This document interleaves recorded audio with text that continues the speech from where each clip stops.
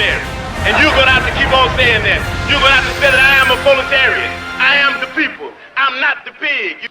And it's going to be used in our case to prove that what happened here was nothing more than murder. After days of maneuvering, Black Panther attorney Francis Andrew finally brought a bullet-punctured door panel to the inquest. However, a controversy immediately arose as to whether Andrew's panel was the same one that was removed from the Black Panther apartment. This is Andrew's version. Which side is the outside, sir? The outside, you're looking from the inside now. Looking from the inside now? Yes. You look out this side. That's the inside? This is the outside. It looks like the door is splintered on both sides. You see that there is a hole up here, which none of the police in their testimony have mentioned. As a matter of fact, they have denied this hole up here. It shows a bullet coming from the outside to the inside. The hole at the bottom there. The hole at the bottom is a hole that was made while the door was standing wide open. Assistant State's Attorney Nicholas Motherway says Andrew could have gotten the door panel at any lumber yard. Motherway's point was backed up at least in part by a police crime lab technician who examined the door in the Panther apartment the same day as the raid. The technician said, first of all, that there was only one hole in the panel the day he examined it, and second of all, he said that he couldn't be sure the panels were one and the same. This is December 4th, 1969 at 10:54 a.m. My name is Skip Andrew, and I'm at 2337 West Monroe Street, Chicago, Illinois. This door, which is the door entering into the living room, has two holes in it. This one I'm pointing to right here, 10 inches from the edge, and this one down here, 12 inches. The first one I referred to being 25 from the top, and the second one 36 from the top.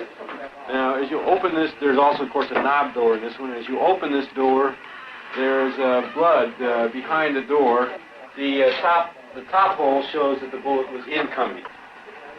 They fired through the door and hit the brother through the door. The brother fell here. Most of the blood is dried up, but you can see a little bit of it there and a little bit of it on the floor. The brother was shot 4 or 5 times, so after they came through the door, they shot him again to make sure he was dead. Mr. Montgomery, Dr. Constantino testified today that Mark Clark could not have struggled after receiving that shot through the heart. Now, in your mind, does this contradict the testimony of Officer Davis, who described a struggle? Yes, it seems to me that was a very startling thing. We also learned that the bullet, which was in fact recovered from Mr. Hampton's body, was a bullet fired out of a carbine by Officer Davis. So that indicates also that Officer Davis may well have walked into that back bedroom, contrary to his testimony, and fired a shot into the body of Fred Hampton at one point in time or other. There were 6 of us assigned to the back door. I came up on the back porch. I placed myself to the right of the door. I put my head down enough so I could hear if there was any conversation in the building. I heard people talking in the front, and then I heard a loud shot, sounded like a shotgun. I backed up and kicked the door open. I started in, and before I could get past the threshold, there were 3 shots fired from the rear bedroom. They were directed directly at the back door as I was coming in. I backed out again. Only by the grace of God was one of our, or 2 of our police officers prevented from being killed when they were fired upon as soon as they announced their office and knocking on the door.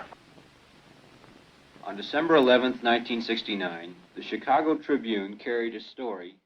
All we say to America is be true to what you said on paper.